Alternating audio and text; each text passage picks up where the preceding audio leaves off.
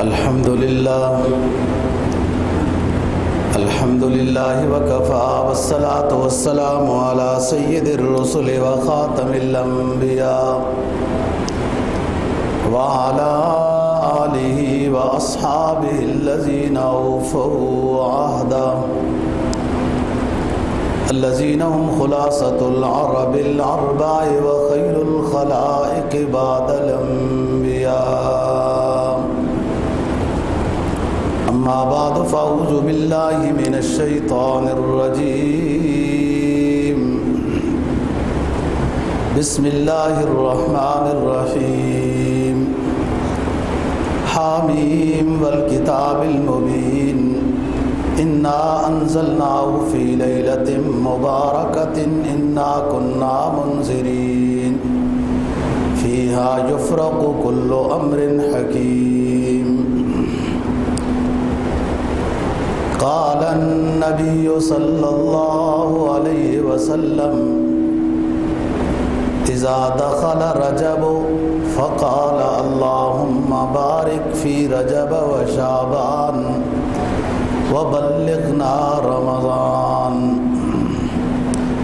صدق الله العظيم وصدق رسوله النبي الأمي الكريم ونحن على ذلك لمن الشاهدين والشاكرين والحمد لله رب العالمين.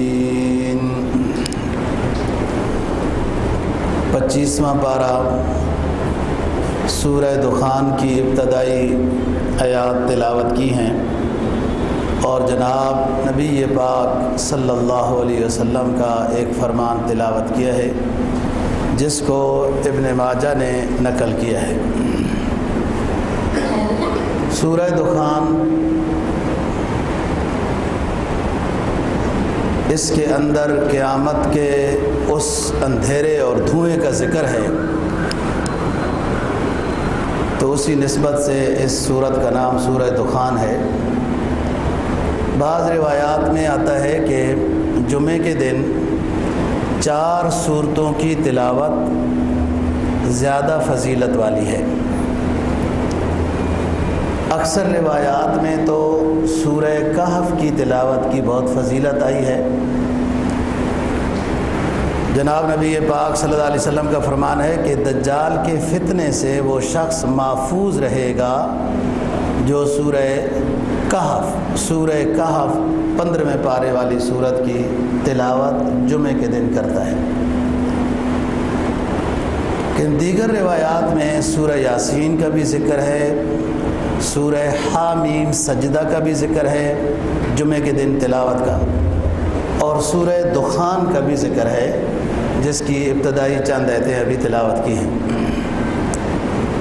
فرمایا حامیم والکتاب المبین انا انزلناہ فی لیلۃ مبارکۃ انا کنا منذرین فیہا یفرق کل امر حکیم امرا من عندنا انا کنا مرسلین رحمتا من ربک انہ هو السمیع العلیم. حامیم یہ حروف مقطعات میں سے ہے. اس کے معنی اللہ اور اللہ کے رسول جانتے ہیں جو امت کو نہیں بتائے گئے. بعض حضرات نے حروف مقطعات کے معنی اپنے لحاظ سے بیان کیے ہیں کہ اللہ تعالیٰ کے صفاتی نام ہیں، یا بعض حروف مقطعات میں نبی پاک صلی اللہ علیہ وسلم کے صفاتی نام ہیں، جیسے یاسین اور طٰہٰ. بخاری کی روایت ہے کہ آپ صلی اللہ علیہ وسلم کے ناموں میں سے طٰہٰ اور یاسین بھی ہے، جبکہ یہ سورت کے شروع میں ہے اور حروف مقطعات میں سے.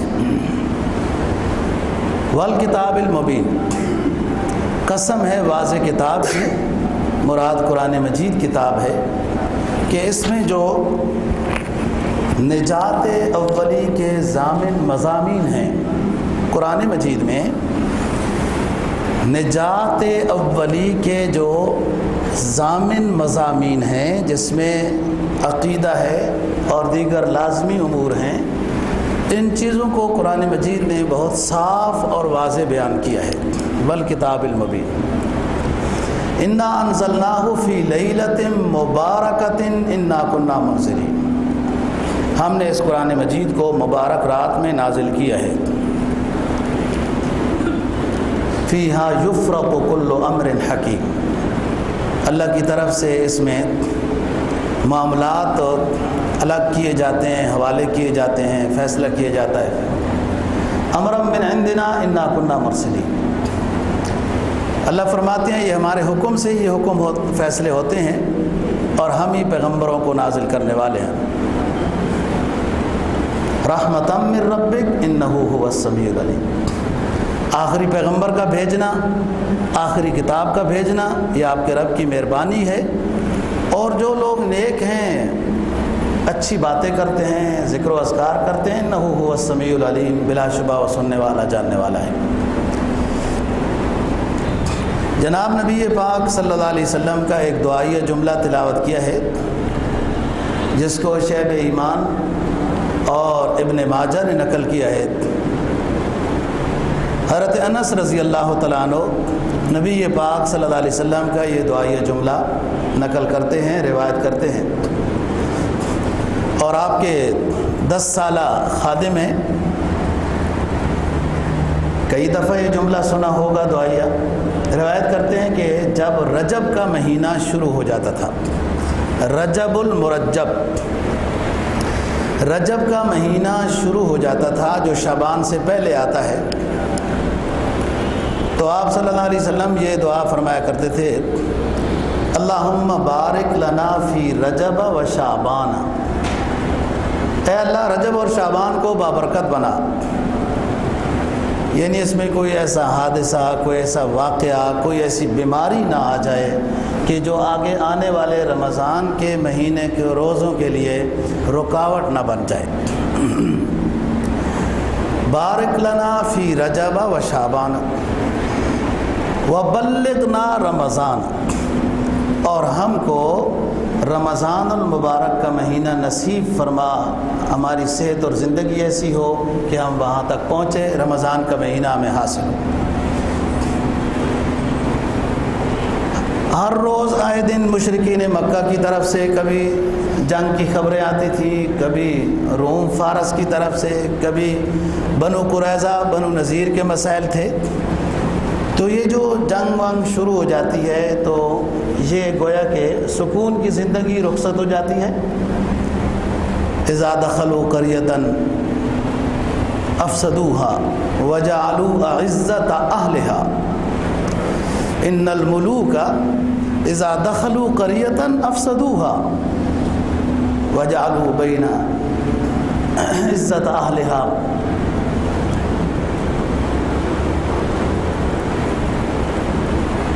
ملکہ بلقیس نے اپنے مشیروں کے وزیروں کے سامنے کہا تھا کہ سلیمان علیہ السلام سے لڑائی نہیں کرتے ہیں، کوئی صلح کی بات کرتے ہیں، لڑائی اچھی چیز نہیں ہے، سب کچھ تباہ و برباد ہو جاتا ہے۔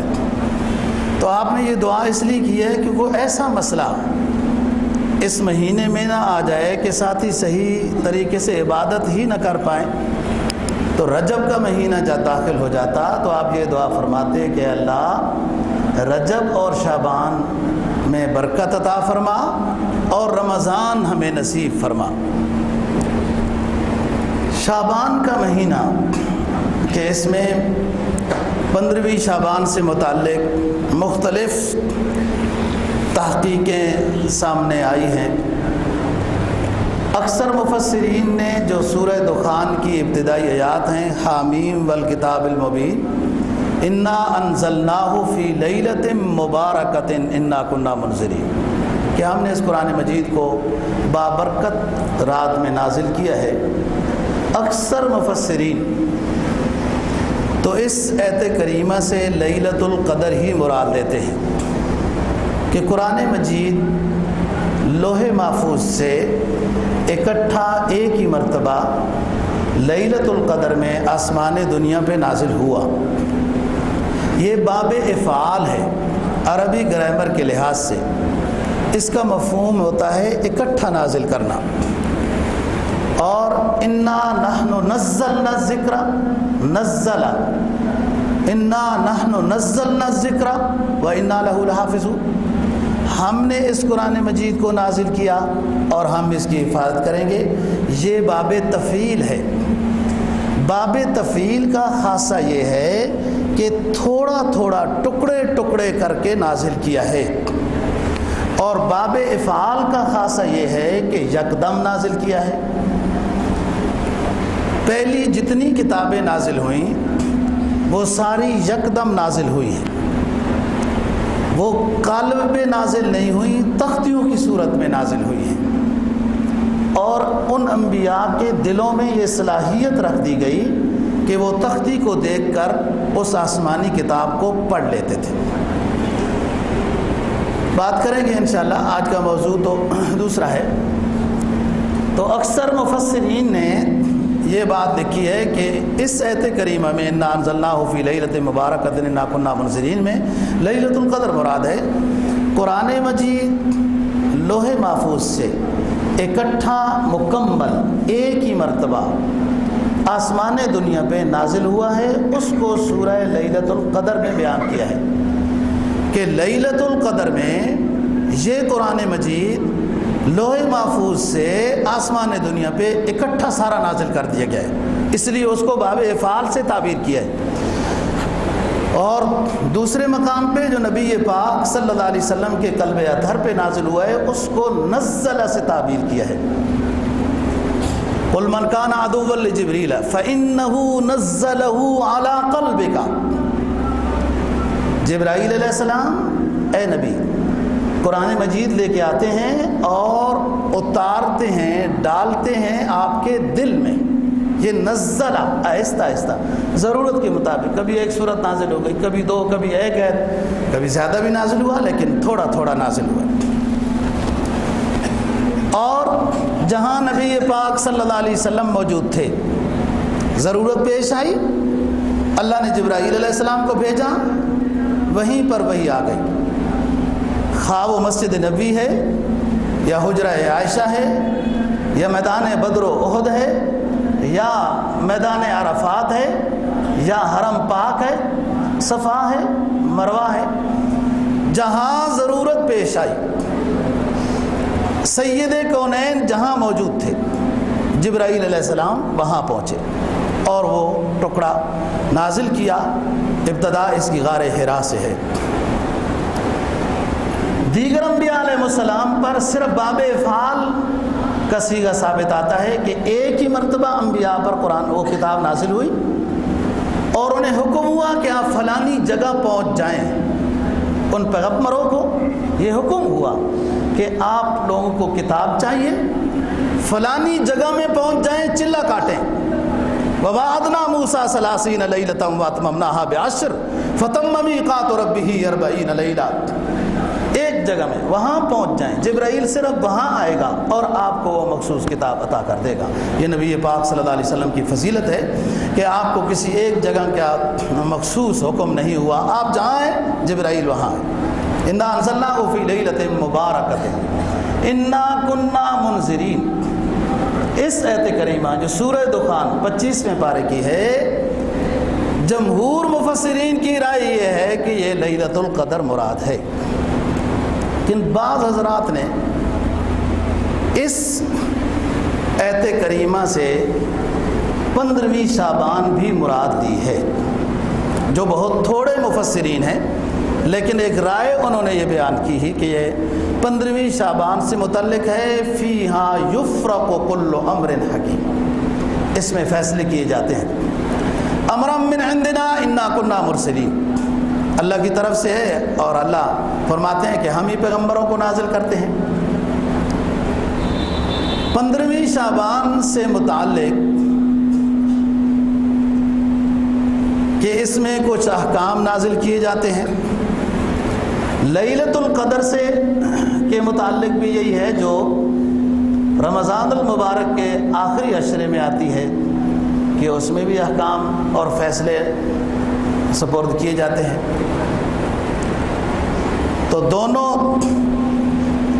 راتوں سے متعلق یہ بات ہے، تو دونوں میں یہ فیصلے حوالے کیے جاتے ہیں۔ مفسرین نے لکھا ہے کہ 15ویں شعبان میں فیصلے کیے جاتے ہیں اور لیلۃ القدر میں فیصلے فرشتوں کے اگلے سال کے حوالے کیے جاتے ہیں۔ بعض حضرات نے یہ بات لکھی کہ رزق سے متعلق، عزت سے متعلق، مسائل مصائب سے متعلق دنیا میں جو پیش آنے ہیں، ان فیصلوں کا تعلق 15ویں شعبان سے ہے، اور مغفرت کے لحاظ سے تقدیر مبرم موت کے لحاظ سے یہ فیصلے لیلۃ القدر میں کیے جاتے ہیں۔ اس لیے حدیث میں جناب نبی پاک صلی اللہ علیہ وسلم کا فرمان ہے کہ میں ان راتوں میں اس لیے عبادت میں مصروف رہتا ہوں کہ جب فیصلے ہو رہے ہوں تو بندہ اس وقت عبادت میں مصروف ہو تو وہ اچھا فیصلہ ہوتا ہے۔ 3 طبقے اسلامی دنیا میں 3 طبقے پائے جاتے ہیں 15ویں شعبان سے متعلق۔ ایک طبقہ ایسا ہے کہ جس نے مکمل طور پر 15ویں شعبان کی فضیلت سے انکار کر دیا ہے، اور وہ ان تمام روایات کو کہ جو کسی حد تک 15ویں شعبان سے متعلق ہیں خواہ ضعیف ہوں، لیکن ضعیف حدیث کا یہ مطلب نہیں ہوتا کہ اس کو چھوڑ دیا جائے، خبر واحد کا یہ مطلب نہیں ہوتا کہ اس کو چھوڑ دیا جائے، یہ تو حدیث کے آپس میں درجے ہیں، کوئی خبر مشہور ہے، کوئی متواتر ہے، کوئی حسن لعینہ ہی ہے، کوئی حسن ہے صرف، کوئی صحیح حسن ہے، اور کوئی خبر واحد ہوتی ہے۔ خبر واحد یا ضعیف کا یہ مطلب نہیں ہے کہ وہ متروک العمل ہے اور اسے چھوڑ دیا جائے۔ آپ کو میں بات بتاتا ہوں کہ بخاری شریف کی پہلی حدیث انما الاعمال بالنیات، یہ خبر واحد ہے، اس کے راوی صرف حضرت عمر فاروق رضی اللہ تعالیٰ عنہ ہیں۔ اب چھوڑ دیں گے اس کو؟ اس میں اتنا بڑا اصول اسلامی دنیا کو عطا کیا گیا ہے کہ جو عمل بھی نیت کی درستگی کے ساتھ وجود میں آئے گا اس پر ثواب مرتب ہوگا، نیت صحیح نہیں ہوگی تو تہجد بھی ختم، جہاد بھی ختم، ہجرت بھی ختم ہو جائے گی جب یہ ٹھیک نہیں۔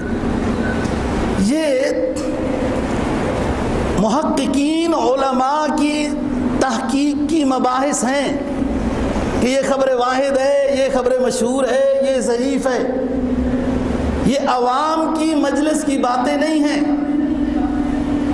کہ بعض ان پڑھ غیر عالم لوگ کہ یہ سمجھتے ہیں کہ یہ خبر مشہور ہے، یہ خبر متواتر ہے تو یہ ضعیف ہے، تو یہ ضعیف ہے، یہ کمزور ہے، بس اس کو چھوڑو۔ یہ عوام کی باتیں نہیں، یہ محققین علماء کے مباحث ہیں، یہ آپس میں درجے ہیں، یہ درجے پیغمبروں کے بھی آپس میں ہیں، یہ درجے صحابہ کے بھی آپس میں ہیں، یہ درجے احادیث کے بھی ہیں۔ قرآن کیا کہتا ہے؟ تلک الرسل فضلنا بعضهم على بعض منهم من کلم اللہ، ہم نے انبیاء کی بھی فضیلتیں کی ہیں، کوئی تو ایسے ہیں جو ہم سے ہم کلام ہوتے ہیں، کوئی ہمارے خلیل ہے، کوئی ہمارا ذبیح ہے، کوئی ہمارا حبیب ہے، امام الانبیاء ہے، یہ آپس میں درجے ہیں۔ تو اس کا مطلب یہ ہوا کوئی سمجھے یہ کہ فلانے پیغمبر کا ذکر کم ہوتا ہے تو چلو چھوڑو اس کو، پیغمبر کیا ہے اس کا ذکر ہی کم نہیں، یہ پیغمبر کے آپس میں درجے ہیں۔ ہمارے لحاظ سے سب پیغمبر اونچے ہیں، ہم سارے پیغمبروں پر ایمان رکھتے ہیں۔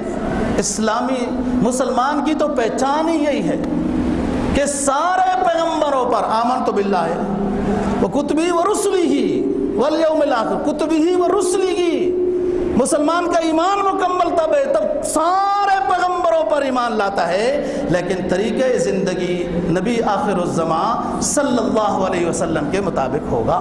یہ ان پر ایمان ہے، آخری پیغمبر ایمان ہے، خاتم النبیین ہونے کے لحاظ سے باقی سارے پیغمبروں پر ایمان ہے۔ صحابہ کرام رضی اللہ تعالیٰ عنہ کے آپس میں درجے ہیں، کوئی خلفائے راشدین ہے، کوئی عشرہ مبشر ہے، کوئی آل بیت ہیں، کوئی بدریین ہے اور کوئی صلح حدیبیہ والے، لیکن الصحابہ تو کلہم عدول، صحابہ سارے نیک ہیں، سارے مغفور ہیں۔ اب کوئی ادنا سے ادنا کسی صحابی کی توہین نہیں کر سکتا، اگر توہین کرے گا دائرہ اسلام سے خارج ہو جائے گا، لیکن ان کے آپس میں درجے ہیں۔ یہی بات دوستوں میں جو سمجھانا چاہتا ہوں وہ یہ ہے کہ احادیث مبارکہ کے آپس میں درجے ہیں۔ کوئی حدیث مشہور ہے، کوئی متواتر ہے، کوئی خبر واحد ہے، کوئی ضعیف ہے، الا یہ کہ کوئی حدیث موضوع ہوتی ہے اور وہ علماء اس کے اوپر بحث کرتے ہیں کہ یہ حدیث آپ سے ثابت نہیں، اس کی سند صحیح نہیں ہوتی۔ تو بات یہ کر رہا ہوں کہ 15ویں شعبان کی فضیلت سے متعلق ایک طبقہ اسلامی دنیا میں ایسا ہے کہ جس نے بالکل یہ انکار کر دیا ہے کہ 15ویں شعبان کی کوئی حیثیت نہیں، کوئی فضیلت نہیں، کوئی کچھ نہیں۔ اور ایک طبقہ ایسا ہے کہ جتنا مقام، مرتبہ، فضیلت 15ویں شعبان سے متعلق ثابت ہے، اس میں کچھ اور زیادہ بھی اضافہ کر دیا ہے 15ویں شعبان سے متعلق، جو باتیں ثابت نہیں ہیں کہ پہلی رکعت میں سورہ اخلاص 100 مرتبہ، دوسری رکعت میں اتنی مرتبہ، یوں آپ نماز پڑھیں گے اتنے سالوں کے گناہ، یہ حدیث سے ثابت نہیں ہے۔ ایک طبقہ ایسا ہوا کہ بالکل لیا 15ویں شعبان کی فضیلت سے منکر ہو گیا، اور ایک طبقہ ایسا ہوا کہ حد سے تجاوز کر گیا، کوئی افراد کا شکار ہو گیا، کوئی تفرید کا شکار ہو گیا۔ رہی بات دوستو یہ کہ 15ویں شعبان سے متعلق فی الجملہ جناب نبی پاک صلی اللہ علیہ وسلم سے فضیلت ثابت ہے۔ ابن ماجہ نے روایت نقل کی جس کے راوی حضرت علی رضی اللہ تعالیٰ عنہ ہیں، فرماتے ہیں، آپ نے فرمایا اذا کانت لیلۃ النصف من شعبان قوموا لیلہا صوموا نہارہا، کہ جب نصف شعبان ہو، نصف شعبان کی رات ہو تو کوشش کرو رات کو عبادت کرو اور صبح روزہ رکھو۔ اس حدیث کو کسی محدث نے موضوع نہیں لکھا کہ یہ گھڑی ہوئی ہے، ہاں وہی جو بتا رہا ہوں، طبقات کے لحاظ سے بعض نے ضعیف لکھا ہے، تو ضعیف حدیث ایسی نہیں ہوتی کہ اس کو چھوڑ دیا جائے، فضیلت کے لیے ضعیف حدیث کافی ہے۔ ضعیف حدیث ہوتی کون ہے؟ اس کا وزن کم ہوتا ہے، اس کے اندر وٹامن ای، بی، ڈی، سی کمزور ہوتی ہیں کہ اس کو ضعیف کہتے ہیں۔ دوستو ضعیف حدیث کا یہ مطلب نہیں ہوتا کہ وہ ظاہری پوزیشن کے لحاظ سے ضعیف ہے اور وہ مقابلہ ہو جائے تو وہ حدیث کبھی ہے۔ حدیث ضعیف یوں ہوتی ہے کہ ہم نے ایک استاد سے حدیث سنی، اس نے فلانے استاد سے سنی، اس نے فلانے استاد سے پڑھی، اس نے فلانے استاد سے پڑھی، اس نے فلانے استاد سے پڑھی، کوئی عراق کا محدث ہے لیکن اس کے حالات معلوم نہیں ہو سکے، اس کے حالات معلوم نہیں ہو سکے کہ اس محدث نے کن سے سبق پڑھا ہے، اس کا محلہ کون سا تھا، اس کے استاد کون سے تھے، اس کا ذہن کیسا تھا، اس کا کاروبار کیسا تھا، وہ کھانا پینا کیسے کھاتا تھا۔ اس لحاظ سے وہ جو حدیث میں سند میں ایک شخص آیا اس کے حالات معلوم نہیں ہو سکے، وہ نیک تھا یا کیسے تھا، مجہول ہے، اس لیے اس حدیث کو ضعیف کہہ دیا جاتا ہے، چھوڑا نہیں جاتا۔ اس حدیث کو پھر مرکز بنا کر دوسری روایات کے اوپر تجسس، استقراء، جستجو، محنت ہوتی ہے کہ اور کون سی احادیث اس حدیث کے مفہوم سے ملتی جلتی ہیں، الفاظ تو نہیں لیکن جو اس حدیث میں بیان ہوئی بات وہ اور کسی حدیث میں وہ بات بیان ہوئی، اگر وہ بات بیان ہو تو اس حدیث کے نیچے لکھ دیا جاتا ہے کہ مفہوم کے اعتبار سے یہ حدیث بہت صحیح ہے کہ دیگر روایات اس کی تائید کرتی ہیں۔ بہرحال آپ نہیں پڑھ سکتے ہو علم دین تو اپنی اولاد کو پڑھانے کی فکر کرو، تو یہ باتیں پھر سمجھ آ جائیں گی، آہستہ آہستہ گھروں میں بحث ہوگی۔ تو میں دلچسپی کے طور پہ تھوڑی سی علمی باتیں آپ کے سامنے کرتا ہوں کہ یہ علم دین ہے، یہ مخدوم علم ہے۔ جتنے راوی ہیں حدیث کے، حدیث تو سر آنکھوں پر، ادنا سے ادنا ہر حدیث پر ہمارا ایمان ہے اور آپ کا ہر فرمان عالی شان ہے. ان کو تو سونے کے پانی کے ساتھ بھی حدیث کو لکھا جائے تو پھر بھی ان کی قدر نہیں ہو سکتی. لوگوں نے تو اس لیے سب سے اونچی چیز اپنے دل پہ لکھی ہے. احادیث اور قرآن کو لوگوں نے اپنے دل پہ لکھا ہے. دل سے اونچی اور کوئی چیز نہیں ہے. لیکن جو حدیث کے راوی ہیں بھی قال حدثنا حمیدی قال حدثنا ابراہیم النخعی قال حدثنا حماد، یہ جو راوی ہیں، راوی کوئی ماوراء النہر کا ہے، کوئی عراق کا ہے، کوئی شام کا ہے، کوئی مدینے کا ہے، ایک ایک راوی کے اوپر پوری زندگی کے اس کے حالات لکھے گئے ہیں. جتنے حدیث میں آپ کو نام نظر آتے ہیں، کوئی حدیث کی کتاب آپ دیکھیں، بخاری کھولیں، ترمذی کھولیں، مسلم کھولیں، ابن ماجہ کھولیں، کوئی بھی آپ حدیث کی کتاب کھولیں، اس کے حدیث کے شروع میں کچھ نام ہیں لوگوں کے، ہر نام کا جو محدث ہے اس کے پوری تفصیل کے ساتھ حافظ ابن حجر الاسقلانی اور دیگر حضرات نے پورے حالات زندگی لکھے. کہاں پڑا، کب جاگتا تھا، کب سوتا تھا، کھڑے ہو کر چھلی کھاتا تھا ریڑھی پر، کھڑے ہو کے آئس کریم کھاتا تھا، بیٹھ کے کھاتا تھا، سنت کا لباس تھا، داڑھی کیسی تھی، پگڑی پہنتا تھا، نہیں پہنتا تھا. جو آج ماڈرن دور آ گیا ہو، ٹوپی کی بھی ضرورت نہیں. وہ سنت تو نبی کی یہ ہے کہ کبھی سر سے ٹوپی نہیں اتری، اور آج کا ماڈرن آیا جس نے نماز میں بھی پگڑی ٹوپی اتار دی ہے. ایک ایک حالت وہ حضرات راویوں کے متعلق لکھتے ہیں کہ ایسے لوگ ہیں. بڑی محنت ہوئی دوستو، میں نے تو 1 منٹ میں بات بیان کر دی. ایک راوی ہے عراق کا، سبق پڑھا اس نے نیشہ پور میں، پھر ایک حدیث جا کے پڑھی سمرقند میں، پھر جا کے حدیث پڑھی بخارا میں، پھر ایک استاد معلوم ہوا کہ وہ شام میں آئے تو شام میں پہنچ گیا. یہ شخص ہر علاقے میں جا کے سفر کر کے اس محدث کے حالات کو جمع کرتے ہیں. یہ مخدوم علم ہے. دنیا میں سب سے قیمتی، محترم، معظم، مقدس، مخدوم علم قرآن اور حدیث ہے. دنیا نے بڑے بڑے زور لگائے، دجلہ اور فرات کو سیاہی بنایا، پھر بھی تو اسلام محفوظ ہے. انگریز نے مغلیہ دور کے اوپر جب یلغار کی اور قبضہ کیا تو اسلامی لائبریریوں کو جلایا، پھر بھی اسلام تو موجود ہے. کیونکہ ایک جگہ تو نہیں موجود ہے اسلام کی، اسی ایک لائبریری کو آپ بند کر دیں گے تو پھر دوسری اور کوئی لائبریری نہیں. تو بات کر رہا ہوں دوستو، ایک طبقے نے 15ویں شعبان سے متعلق بالکل انکار کر دیا کہ کوئی فضیلت نہیں. یہ بھی صحیح بات نہیں، انصاف کی بات نہیں. اور ایک طبقے نے حد سے تجاوز کر کے 15ویں شعبان میں کوئی چیزیں ڈال دی، یہ بھی صحیح نہیں. فی الجملہ نبی پاک صلی اللہ علیہ وسلم سے فضیلت ثابت ہے. جس کی ہمت و توفیق ہو، عبادت کرنا ثواب ہے، جاگنا ثواب نہیں ہے. بعض لوگوں نے سمجھا ہے کہ ان راتوں میں جو جاگتا رہتا ہے وہ فضیلت پا لیتا ہے. نہیں، عبادت میں مصروف ہو، عبادت میں مصروف ہو. فرشتے آ کے حاضری لگائیں اور یہ شخص عبادت میں ہو، پھر اس کی مغفرت کر دی جاتی ہے. لیلۃ القدر میں تو بہت فضیلت ہے، تو فی الجملہ ان اور راتوں میں بھی فضیلت ہے. جناب نبی پاک صلی اللہ علیہ وسلم کا فرمان ہے نا کہ جب فرشتے آئیں حاضری لگائیں تو میں یہ چاہتا ہوں کہ میں اس وقت عبادت میں مصروف ہوں کہ جب وہ حاضری لگا رہے ہوں. وہ تو معصوم ذات ہے، جنت کے سردار ہیں. حدیث میں آتا ہے چابیاں جنت کی امام الانبیاء کے پاس ہوں گی.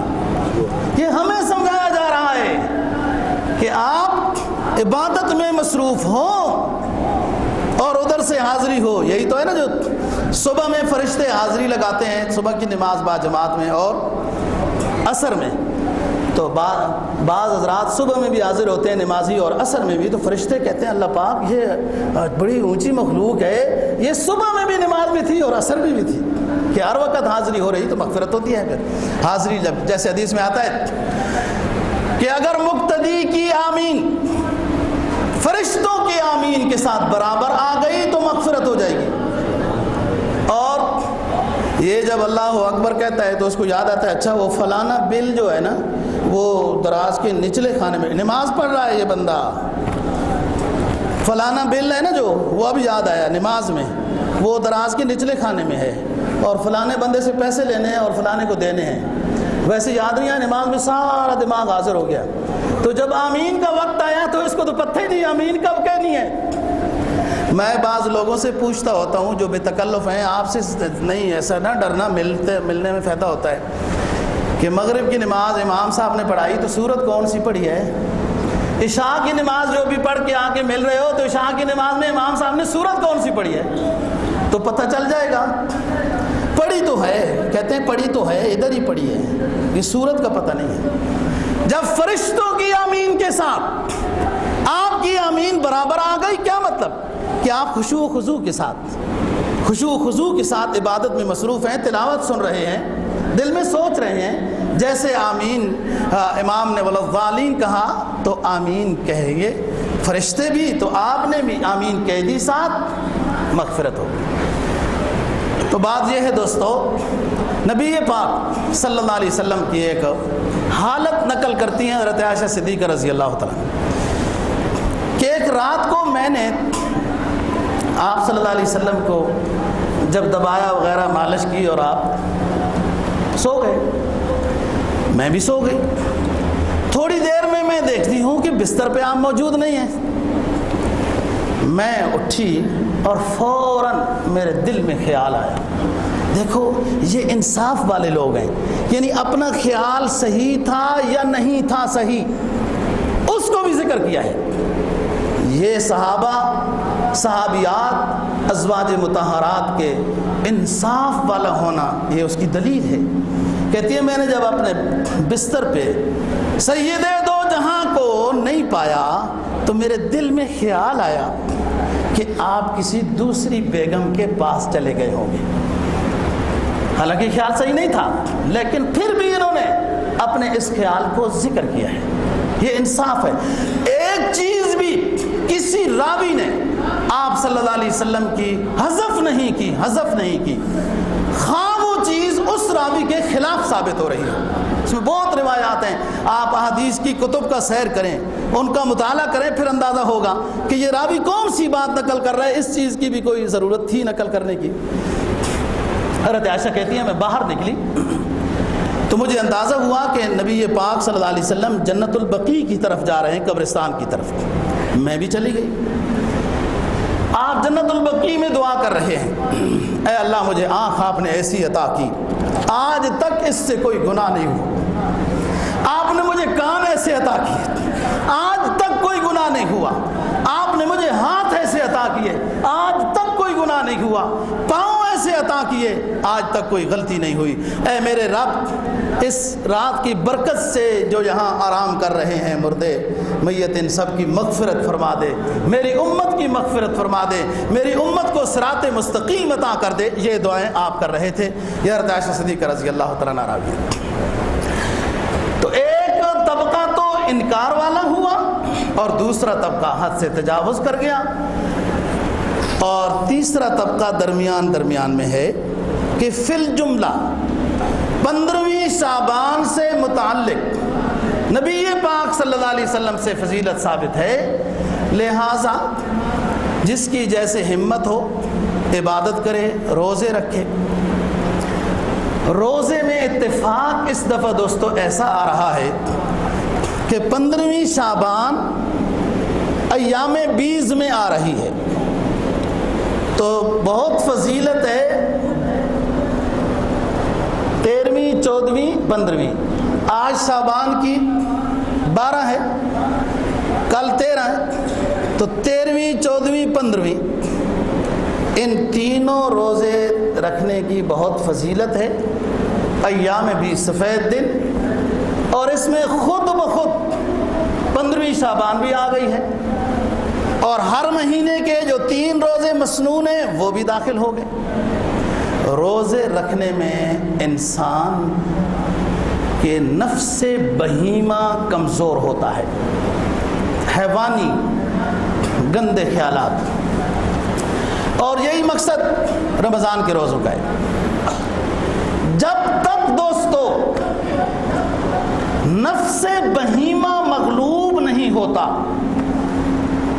اس وقت تک انسان متقی نہیں ہو سکتا۔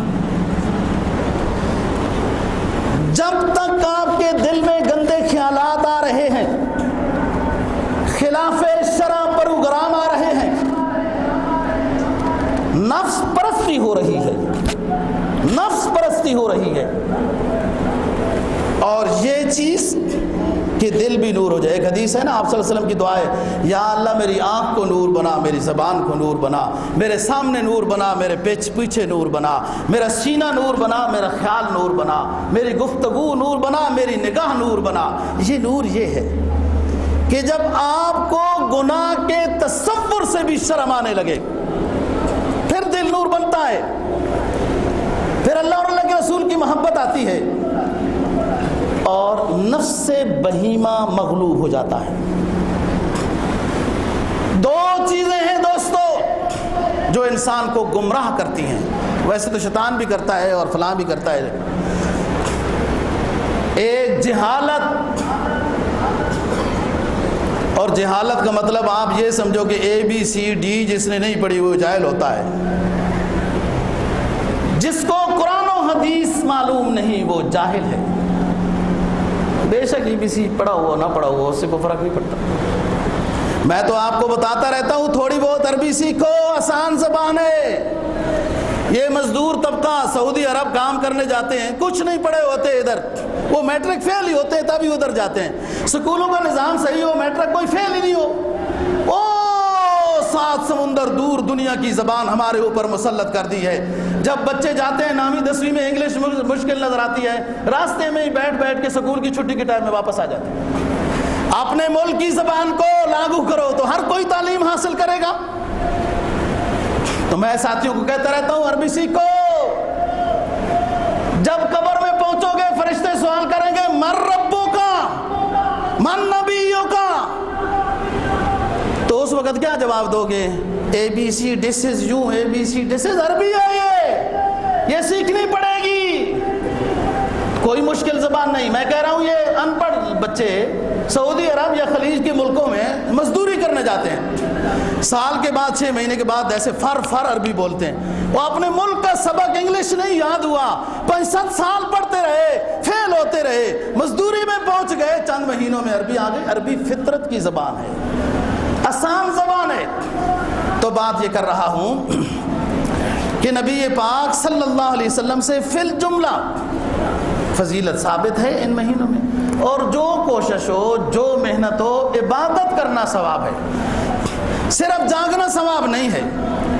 اور ایک شخص اگر عبادت نہیں کر سکتا تو اس عبادت کا انکار کر دے، یہ غلط ہے اور بے انصافی ہے۔ آپ نہیں کر سکتے ہو الگ بات ہے، لیکن یہ الگ اعلان نہ کہو کہ یہ کوئی فضیلت نہیں، 15ویں شعبان میں بدعت ہے اور یوں ہے اور یوں۔ تو ایام 20 کی بات کر رہا ہوں، 13ویں 14ویں 15ویں کا روزہ رکھنا سنت ہے ہر مہینے میں، اور آخرت کا فائدہ ہے ہی ہے، دنیاوی فائدہ یہ ہے کہ معدے کا سسٹم انسان کا ٹھیک رہتا ہے، اور معدہ ہی مرکزی شے ہے۔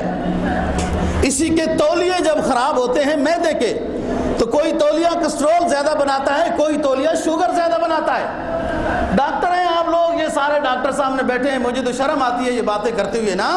یہ معدہ جب خراب ہوتا ہے تو سارا سسٹم خراب ہوتا ہے، اور معدہ ٹھیک ہوتا ہے روزہ رکھنے سے۔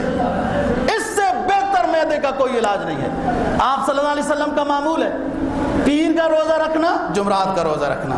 جمعے کو منع فرماتے تھے کہ دور دراز سے ساتھی گرمیوں میں جمعہ پڑھنے آتے تھے، بھائی آپ لوگوں کو تکلیف ہوگی۔ پیر کا روزہ، جمعرات کا روزہ، اور ہر مہینے میں 13ویں 14ویں اور 15ویں کا روزہ۔ جس شخص کا ان روزوں پر عمل ہو، اللہ پاک اس کو زہری اس طرح کی بیماریوں سے محفوظ رکھتا ہے۔ یہ تمام بیماریاں دوستو ہماری خود ایجاد کی ہوئی ہیں، کہ جب دب کے کھانا کھایا جائے گا، اعتدال نہیں کیا جائے گا، اس کو کوئی حل نہیں ہے ہضم کرنے کا۔ اگر واک نہیں ہے تو تہجد تو ہو نا بھائی۔ نبی پاک صلی اللہ علیہ وسلم کو، ہر نبی کو 100 پہلوانوں کی طاقت عطا کی جاتی ہے۔ 100 پہلوان۔ مکہ مکرمہ حجاز میں ایک مشہور پہلوان تھا، اس کا نام ہے رکانہ، حدیث میں لکھا ہے رکانہ اس کا نام تھا۔ اس کی تاریخ تھی کہ اس کو کوئی کمر کے بل نہیں گرا سکا، یہ اس کی تاریخ تھی۔ نبی پاک بڑے بڑے علاقوں میں، فارس اور روم اور ان علاقوں میں اس نے کشتیاں کی ہیں۔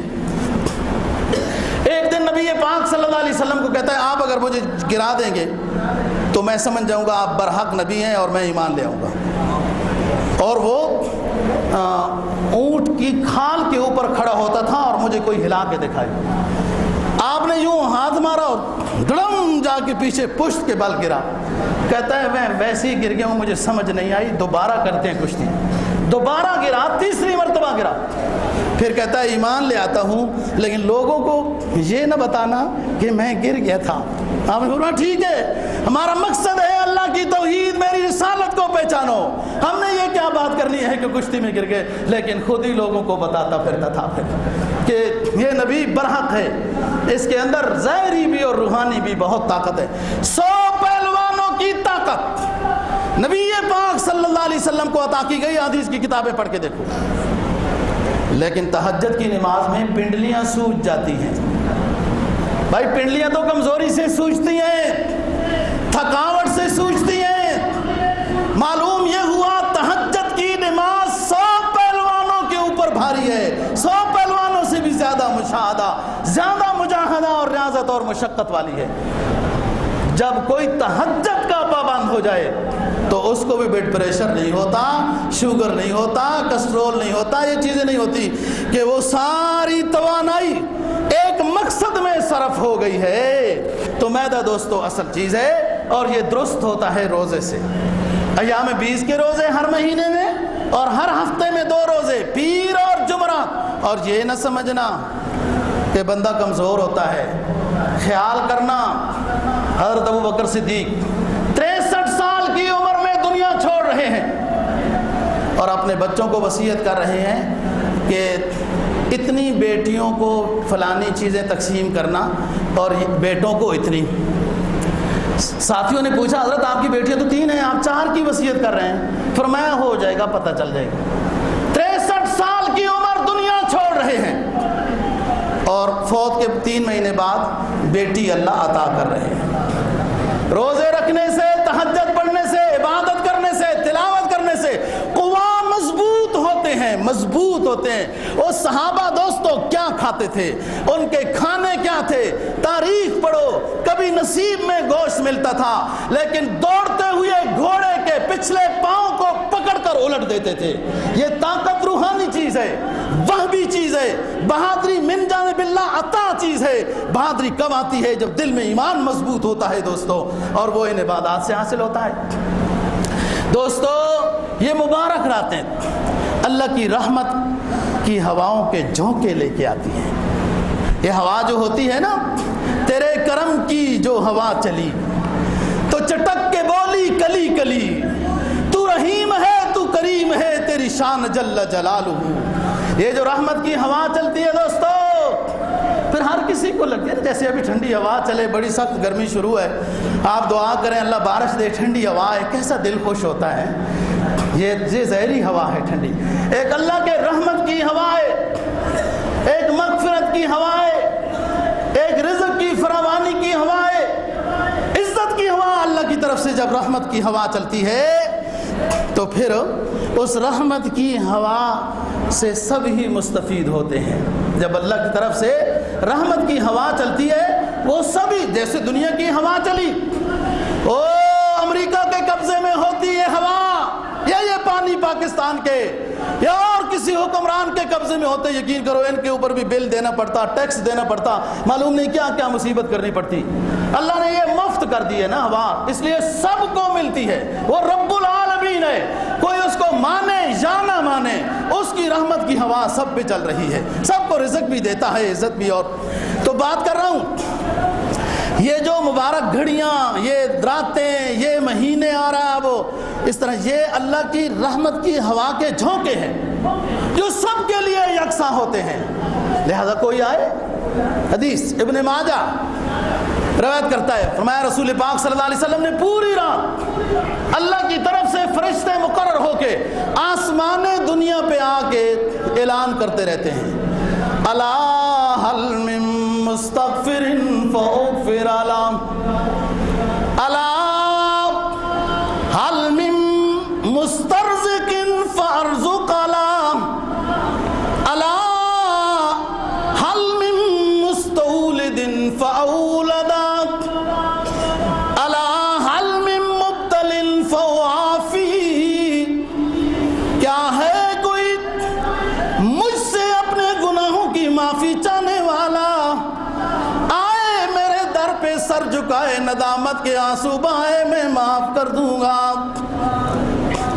ہے کوئی تم میں سے مجھ سے رزق کی فراوانی چاہنے والا؟